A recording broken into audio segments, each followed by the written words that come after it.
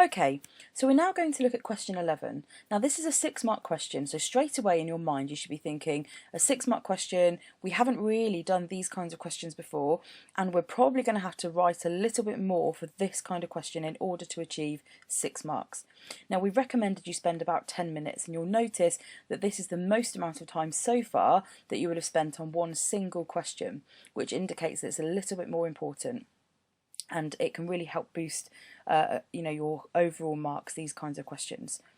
Now if we have a quick look at the question that we've been given, it says here, using source E and your own knowledge, what features are most likely to be found in a particular area generally regarded as having a strong, united community? Now the first thing I would do if I was looking at a question like this is I would break that question down. So first of all, it's telling me really to use the source E and my own knowledge. So really there what I'm thinking is, how can I use source E? Can I quote from it? Can I take an idea? Can I actually use a specific example from that source? Now remember, source E is one we looked at in the previous video for another question, so again you should be familiar with the source at this point. Now when it talks about your own knowledge, this can be from various different places. So your own knowledge might be from watching things on the news or reading newspapers. It could be your own knowledge of living somewhere like Oxford, which maybe, in your opinion, might be an example of a strong, united community. So what are the features of somewhere like Oxford in that sense?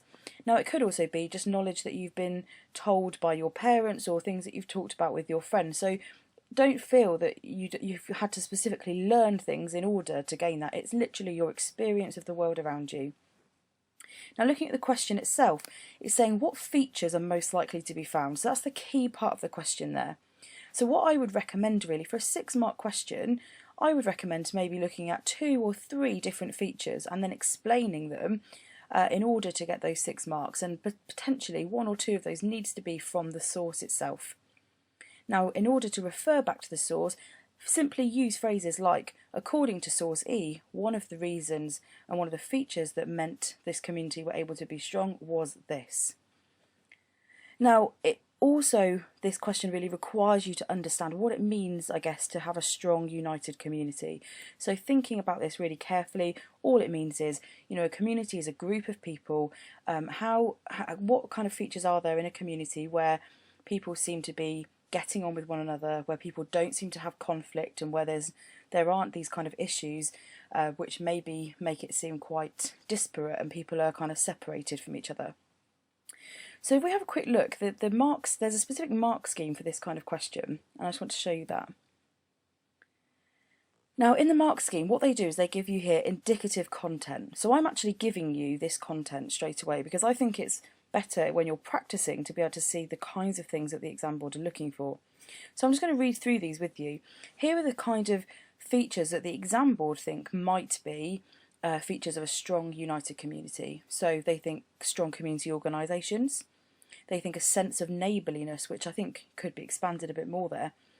Many opportunities for people to meet together or do voluntary work, support charities and community events.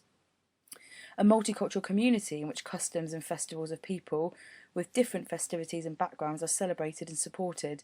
Now immediately my own knowledge here would come in, because I remember a couple of weeks ago when it was Eid, in Summertown there were big festivals for Eid that students from our own school went to, so that might be an example you could use to back that up from your own knowledge there. Limited crime, less antisocial behaviour and tolerance of beliefs and values of others. Now you have a look down that list, there are lots of things there that I think you could give examples for that happen in Summertown or in Oxford or in our own school, which you could use to back up some of those points. So first of all, the examiners are looking for some of these features and you need to write about those. Secondly then, they have a level system, so you can see just on the left hand side here we've got 3 possible levels that you can achieve and 6 marks.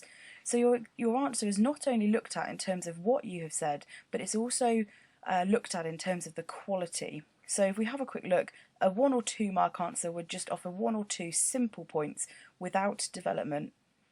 The answer that gives 2 or 3 points but then has some explanation is then going to be in the 3 or 4 marks.